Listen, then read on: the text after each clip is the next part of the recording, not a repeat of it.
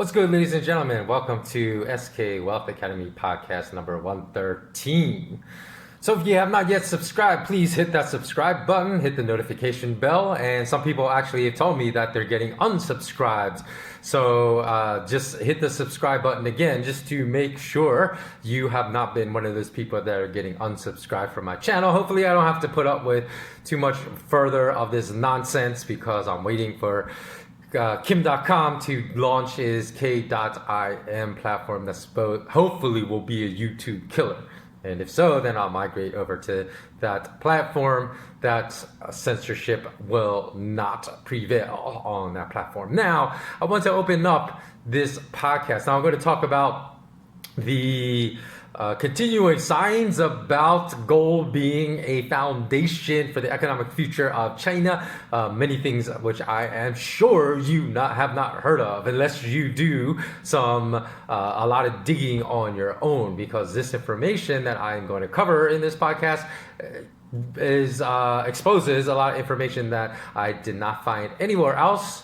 It's not like I'm rehashing someone else's research, but it's all my private research, and I glean it from the basis of people I know on the ground in several cities and several regions in China, people I know on the ground in Moscow in Russia, and also from visiting foreign language sites online and doing the translation into those articles in English and looking at what their top government officials in the gold industry are saying. Now, before I get started, some of you may think this has nothing to do with my prelude to this podcast, has nothing to do with the rest of it, but I will connect the dots as we go on. So I want to open up by just discussing real quickly. I saw an article that said there was a virologist from Hong Kong that's affected to the United States secretly because she said she feared being disappeared by the CCP and feared being kidnapped in Hong Kong. Certainly that has happened to people that have spoken out against and said non-flattering things against Chinese government officials. Like there have been bookstore owners in Hong Kong that disappeared and found out they were taken to the mainland for re-education. So I'm not saying that her claim is not necessarily that there's zero merit to it, but I'm saying that people just believe anything that is forwarded in the mainstream media, which is just ludicrous, because we have to be skeptical of a lot of these claims. So I'm going to tell you why. Because this virologist fled from Hong Kong. She's now has received asylum in the United States. She didn't really talk about how that whole process worked, whether she was recruited by the U.S. to come to, or like how the application process happened. Just said she just revealed, hey, I'm in the U.S. now, and I fled Hong Kong because I thought the CCP would disappear me, because she said that Beijing is covering up information about the COVID-19 84 deaths,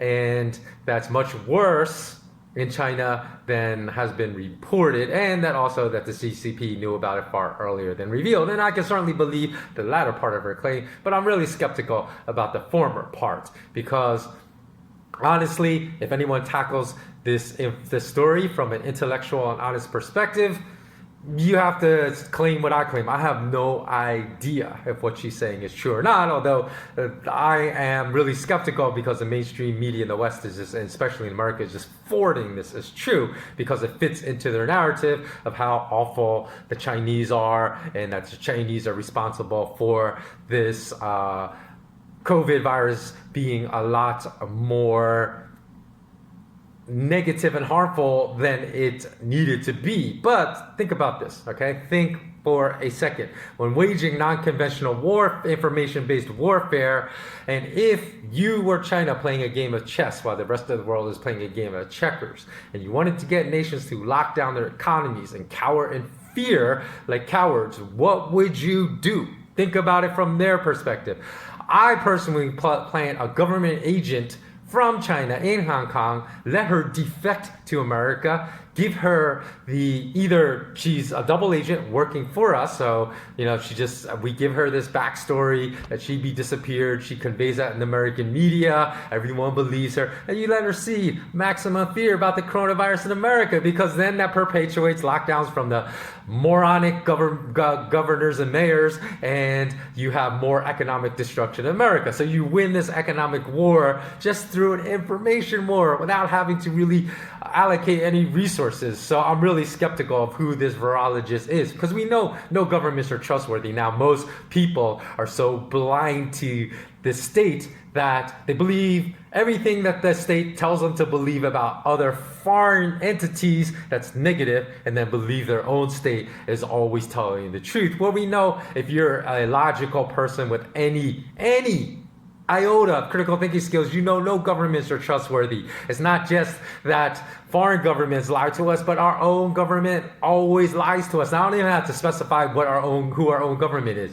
Is it Brazil? Is it Venezuela? Is it Equatorial Guinea in Africa? Is it Germany? Is it France? Is it Canada? They all lie to us. They're not trustworthy. You don't understand this given the mountains of evidence that has already proven this. I feel bad for you, because you are going to get blindsided like an 18-wheel tractor trailer running over you at full speed when the second phase of this global financial disaster manifests. And we look at it right now, right? There are no honest governments in the world. Tell me a single government in the world that's honest. We don't even have rule of law, because recently a British court ruled that the Venezuelan president had no right to take possession of their own purchased gold that has been parked with the Bank of England. Because you know what they ruled? They ruled Juan Guaido, a Western appointed leader of Venezuela that no Venezuelan citizen voted for. They said Juan Guaido is a legitimate president of Venezuela, and only the Western governments that basically Juan Guaido bows down to like a little bitch slave are the ones that recognize Juan Guaido. And other countries do not recognize him as the legitimate leader of Venezuela. The legitimate leader is the one that was democratically elected, Maduro. Whether you hate Maduro or you support Maduro, and again, if you have to think about what is the truth about Maduro, if you're listening to your nation's news about it, most likely you're not getting accurate news but propaganda. So you really have to research for yourself to determine, hey, is Maduro a bad guy or a good guy? You just can't take what your mainstream media says and says, oh, this leader is horrible, and you have to look for yourself. So it's like, and that is why, right, what's happening with Venezuelan gold, they can't even get their own gold back that they purchased. That's why you take possession of the gold you hold that you bought, and you store it outside of the banking system. If you don't have a secure John Wick-like safe buried under a ton of concrete in your home to store your gold, then just find an outside venue that can. There's plenty of options of safe deposit boxes and vaults outside, that's critical, outside the banking system that could serve that purpose. Now, regarding gold, again, only an uneducated person would believe all the official state gold reserve figures bandied about all the time on the mass media news, because the gold reserves in America haven't been audited by independent third party since President Eisenhower was in office in the 1950s. Yet we're supposed to just take the word of a government that's continually lied to us, and bankers that continually lied to us as honest. I mean, look at. I'm going to tell you, if Ghislaine Maxwell doesn't commit suicide, which there's probably a high probability that will happen, she actually lives to testify. Again, I am telling you, there are going to be some top global bankers that are on that list of pedophiles. I'm positive of that. And she gives up everyone who she knows and who she has compromising video of. There are going to be some top global bankers, because I always hear all these rumors all the time when I was in banking of that fact that some of these top global bankers were big pedophiles. But if you even think about that case, right, the Jeffrey Epstein case, they were 15 and 16-year-old sisters that said back in 1996 they reported their rapes by Jeffrey Epstein to the FBI, but they said the FBI blew them off. The FBI did nothing, did not investigate, and probably because they knew that Jeffrey Epstein was part of this larger international child sex trafficking ring that was a honeypot used to blackmail other nations' leaders, state leaders, into geopolitical and foreign policy. So they left them alone. But still, that is repugnant for any intelligence agency to just blow off and let hundreds of kids be raped for the sake of some type of intelligence operation that's going on. So the FBI, now they want to pretend they're the good guy. Oh, we went in, we found Ghislaine Maxwell, we arrested her. You guys knew about that for more than 2 decades and did nothing. So don't try to change the whole people's view as being like the good guys and going after these evil child sex traffickers, okay? And when we look at, I said that we know that we have no idea whether America's official gold reserves are correct. We know China's definitely lying about their gold reserve numbers, because the numbers that of physical gold that flow through Hong Kong and then are imported into China, they don't match up with the retail buying from the Shanghai Gold Exchange. It does not account just the retail purchases from the Shanghai Gold Exchange every year. Do not account for all the gold imported into China for the past decade or longer even than the past decade. So we really know that the gold reserves are way multiples and multiples higher than their officially reported reserves. So that's the other thing, right? With all the Hong Kong protests that have been squashed by the COVID 1984, I just call it, that what it is not 1984, but I combined the Orwellian 1984 economic lockdown with COVID, so maybe the YouTube algorithms will catch us and censor this video if I call it COVID 1984. But in any event, I think also part of the reason why the West, specifically the US and UK, want to control Hong Kong is it may be more of an intelligence agency grab than anything. So the West can discover how much gold China really has, because a lot of gold that flows into the mainland goes through Hong Kong. So I'm sure they already have spies, just as China and Russia have spies in America trying to figure this out. But if they really control Hong Kong, then they could really have these true numbers, which is going to be very important to the construction, because it's going to drastically alter the future global economic power structure. To figure out how much gold is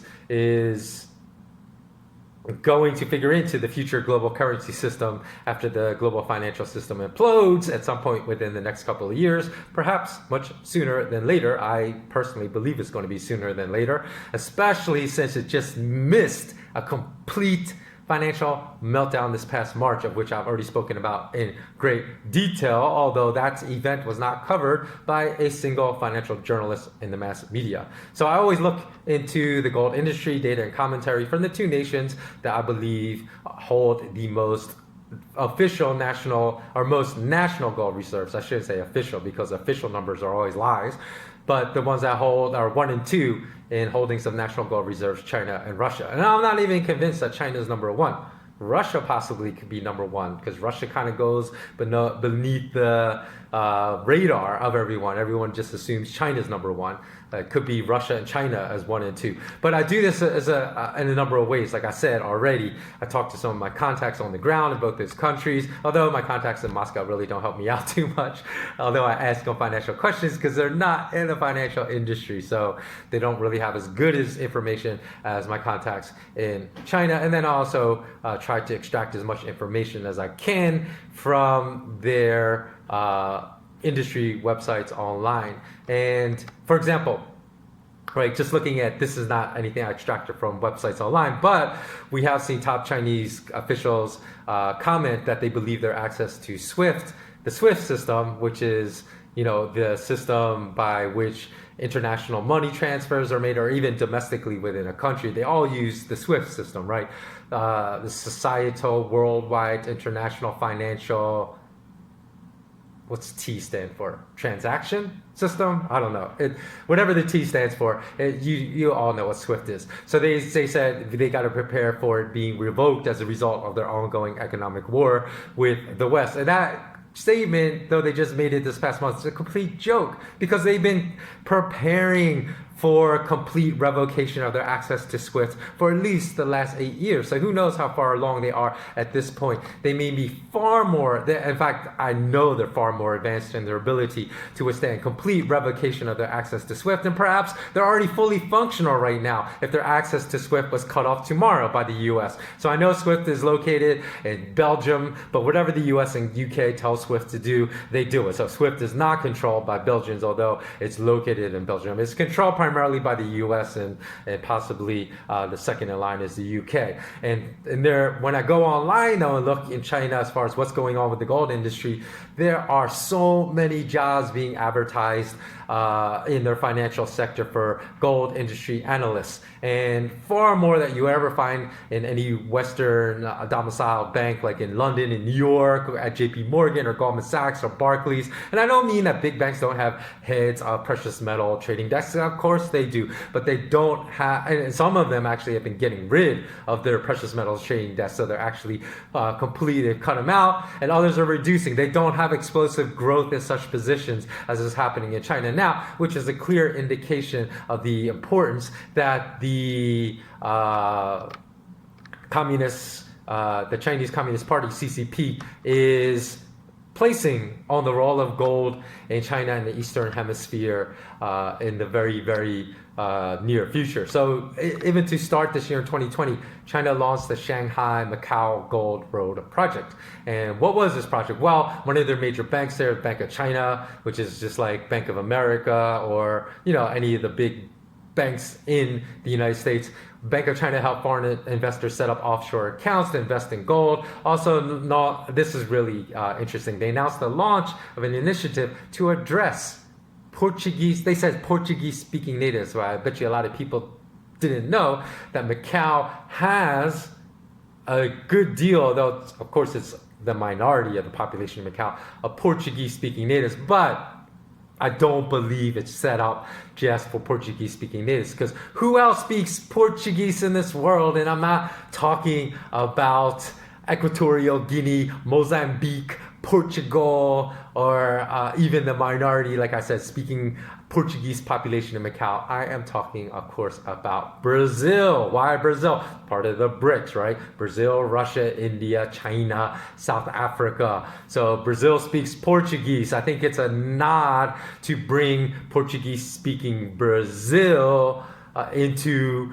the fold for China's nationwide gold pricing system. So that's why they launched an initiative to address those that speak Portuguese in Macau. So as I said numerous times before, the West sees chaos in Hong Kong, not because it's they want democracy in Hong Kong. It's because they can disrupt the central role, if you understand how the importance of Hong Kong to the whole economy of China. It's a gateway into mainland China. Why do you think the British stole it from China way back, like hundreds of years ago, and then enforced that 99-year lease that expired in 1997? Because they knew by controlling Hong Kong, they could also control a lot of the economy that flowed into China. So the West sees chaos there because they can totally disrupt China's One Belt, One Road initiative, because they know Hong Kong is vital to the functioning of the One Belt, One Road initiative. So only the most ignorant, most naive of naive will fail to understand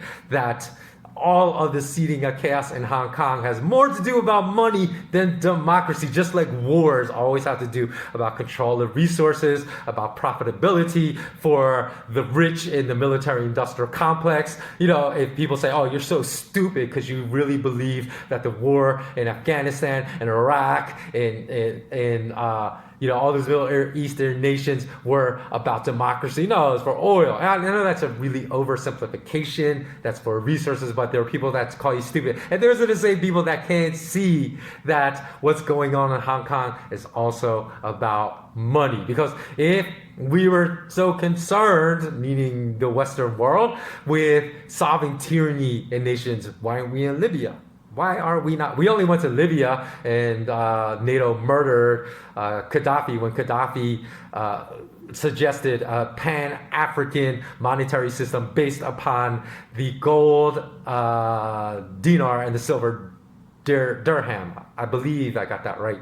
I don't think it's the gold dirham. It's the gold dinar and the silver dirham. So when they're going to go to a bimetallic precious metal system that would threaten the fractional reserve banking system of fiat currency around the world, oh, we got to invade Libya. But now that there's an old repugnant, immoral, evil open slave trade going on in Libya, and there's far more tyranny in Libya, that used to be one of the most stable, well-functioning, secular Muslim nations in all of Africa, and now it's open chaos, terrorism everywhere, open slave trade. Are we in there? No, because we don't care about it anymore. So there's other developments also, which a lot of Westerners may not be aware of as far as the gold industry developments in Asia, because these developments rarely receive the type of coverage in Western media that receives in Eastern media. Where am I based? I'm based in the continent of Asia, on the continent of Asia, of course. So way back on July 5th of 2013, the Chinese state granted access to night trading hours from 9 p.m. to 2:30 a.m. Shanghai time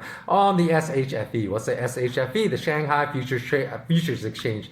And why did they grant those hours? Because if you think, nighttime here is daytime in the West. So it was primarily to grant traders the ability that were trading on the Shanghai Futures Exchange to manage their risk during trade hours in London and New York. Because what happens in London and New York, that's when they flood the market with paper gold and paper silver, and often cause waterfall declines in the price of paper and gold. And when there were no evening trading hours on the Shanghai Futures Exchange prior to mid-2013, traders would get demolished in those markets because they go to sleep with their contracts way up here in silver and gold, and then they wake up and their contract price would be way down here. And they were like, well, I couldn't even trade it when the Western bankers were crashing the price of gold and silver. So that action led to a steady growth in daily gold trading volume on the Shanghai Futures Exchange. And sure, in fact, right after they made that announcement and allowed nighttime trading hours, daily trading volume ramped up significantly higher in gold to 595,642 lots. A lot represented 1,000 grams of gold, and unlike in the fraudulent London and New York markets, the Shanghai Futures Exchange requires settlement in physical. So this is real physical gold that is trading. And also the lots of silver ramped up 6 times higher than prior to when nighttime trading actually initiated, to 2.23 million lots of silver. But back then, the Shanghai Futures Exchange actually double counted the contracts. So in other words, if 1,000 contracts change, or 5,000 lots change hands, right? There's a buyer and a seller, right? So it's only 5,000. But they would count the 5,000 that the buyer represented, also the 5,000 contracts that the represented by the seller. So they said 10,000. So those lots that they reported back in 2013, you have to actually cut it in half. But starting on January 1st of this year, they actually only report now that on a singular basis, just like they do in the West. So you don't have to cut the number of lots in half. So, but if we did that, cut the number of lots in half that we reported after nighttime trading started back then, and the silver lot actually is represented by 15,000 grams of silver. So I know I calculated it. So after they extended nighttime trading hours, the daily trading volume for gold ramped up right away to 9.575 million ounces of gold. And for silver, like I said, it ramped up 6 times higher than prior to when nighttime trading was happening. Because I think the reason why it increased so much is because the volatility in silver as a smaller market is always greater than gold. So there was a need to trade more contracts to manage the risk of Western bankers slamming the price of gold in the nighttime hours here in Asia. So if we again look at the fact that those lots represented 15,000 grams of gold, we know 31.10348 grams represents 1 troy ounce. It's not the same as a troy ounce. Precious metals are measured in troy ounces, not just ounces, because 1 ounce is only 28 grams. But a troy ounce is different. It's a little more little more than 3 grams higher than a regular ounce. Like I said, it's 31.10348 grams. So if we do the calculations, then the daily silver trading volume ramped up to a little over 500 million silver ounces per day. And that was up from the roughly 90,000 silver ounces that traded a day. But fast forward to the July data released by the Shanghai Futures Exchange in June of 2020, and we can observe that daily gold and silver trading volumes respectively ramped way higher now. So now that we've had 8 more years of trading, but I'm going to hold off on those numbers, and I will come back to it in the podcast and tell you why I'm not telling you those numbers right now.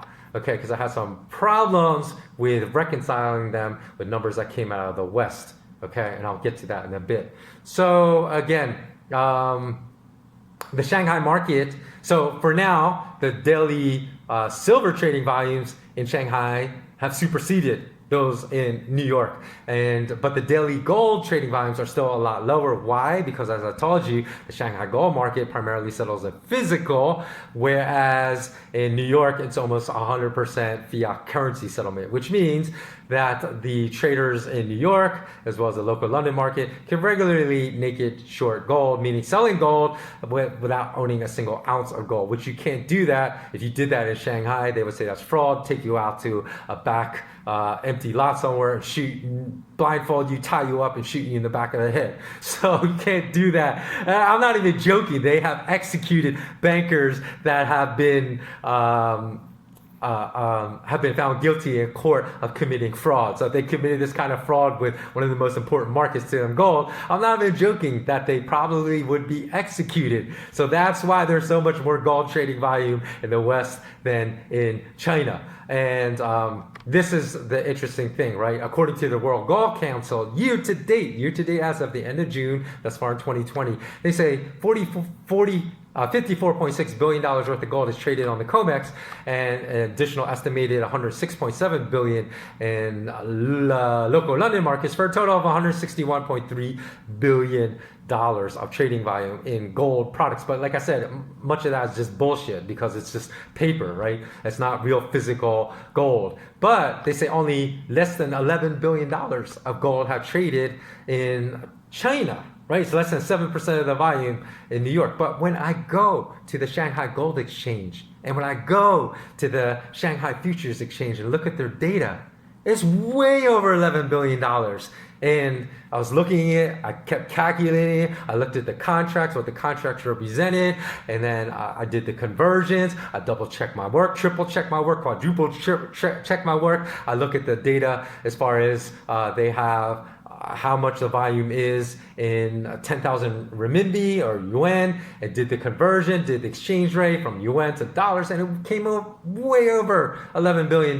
So I've always said that if you look at these global organizations run by banks, and the World Gold Council is certainly among them, they just lie all the time and give data. That's why I go back to the beginning. If you're going to just blindly believe that Hong Kong virologist that said, oh, the situation in China is so much worse with the coronavirus now, I'm telling you, that virologist could easily be a double agent, come to America. She's going to be on all the media channels to spread this fear, and then the governors and mayors will respond with a lockdown, and then the Chinese government, it will probably be laughing about how easy it is to manipulate people and wage an economic war through straight propaganda, because as I said, all governments lie. So this is what I need to I was just crunch the numbers over and over and over again. They made no sense, because it's not like the number of gold traded year to date, the volume was like 50, or not even, because the World Gold Council says 10.8 billion in Shanghai. I wasn't coming up with like 12 billion or 13 billion. You say, okay, it's just a slight difference. I was coming up with multiples higher. So I was thinking maybe I just need to step away. So I'm going to come back and just do a quick 5-minute addendum to this podcast, and I'll tell you what I discovered, okay? So again, it doesn't even matter, however, because the largest physical silver trading markets are still in China, and the largest physical gold traded markets Even though the total volume, they say, is a fraction of what trades in the West, is still in China as far as. So I don't even care if those numbers are correct. I think they're totally wrong because, like I said, I did my own investigation and didn't get anything close to what the World Gold Council said. But even if New York and London trades 20 times more gold as far as the contracts, the volume represented by the ounces, and that persists, I still think Shanghai is going to emerge as a champ. It's going to become much more significant in pricing gold internationally because by far the most physical gold is traded there. And that situation will also become expedited with the hyperinflation of a major global currency within a 12-month period, which is also a real possibility because it would have already happened if the U.S. Central Bank hadn't done their emergency Fed funds interest rate cut to 0 in March. That already would have happened this past March. Now, one other thing I want to discuss before I end this podcast number 113.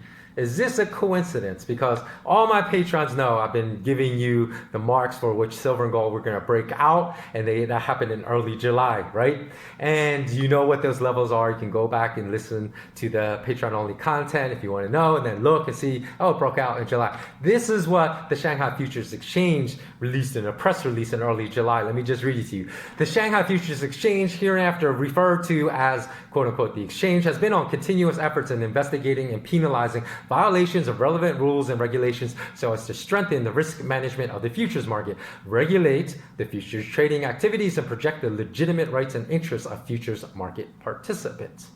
The enforcement against such violations in June of 2020 are listed as follows: in the aspect of administration of abnormal trading behaviors. Because I told you the Western bankers are trading in Shanghai and they're the ones that are going to be up to no good. The exchange has dealt with a total of 77 cases, among which 30 cases were self-trade trades, 47 cases were frequent order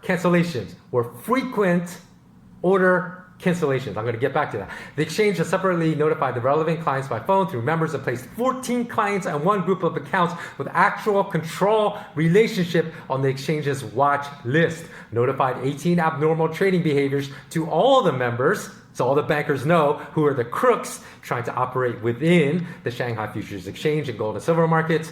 And the exchange has suspended 3 clients from opening any new positions on the relevant futures contracts. And I'm almost certain, although rubber, rolled steel, other commodities obviously trade on the Shanghai Futures Exchange, I am certain that this fraud is happening in gold and silver futures. Okay, and they notified to the market in the aspect of identification and cooperative investigation of accounts with actual control relationship. The exchange has identified 101 groups of 234 clients that exist in the actual control relationship and urged 5 groups of 33 clients to cooperate with the investigation. Blah, blah, blah, blah, blah, blah, blah, blah, blah. Okay, so the interesting thing is, okay, and that was released July 9th. So you know they uncovered that either at the end of June or before they actually made that announcement. So one thing that I stuck on was 47 cases were frequent order cancellations. What does that sound like?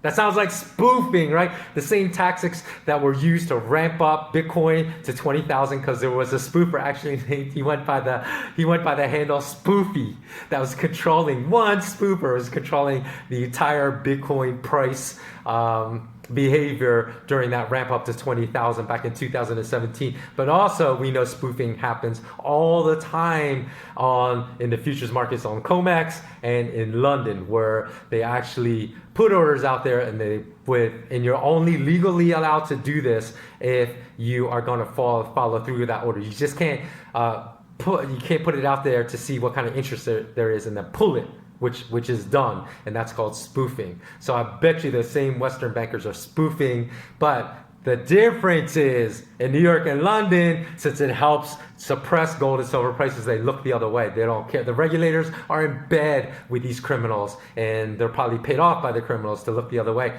In China, that doesn't happen. In China, if you commit this kind of fraud, you go to jail, and as I said, you might even be executed. So imagine that if a JP Morgan banker was like arrested and executed in China. So in any event, is it a coincidence that gold and silver prices broke out of the resistance levels I gave to you patrons right in around the time that this press release was released by the Shanghai Futures Exchange. Actually, I happen to think it is just a coincidence, but maybe it's not. Maybe they're directly related. Okay, so that wraps up podcast number 113. Thanks so much for listening. As always, you know, you can find the, this one. You know what I forgot? I forgot to record this one separately, audio. So this one will not be available on Spotify or Podbean, because I'm not going to go, I can't remember exactly what I said. So that's a shame, because this is super important. Well, you just have to come to YouTube to watch it. As always, remain intensely curious. Until next time, so long.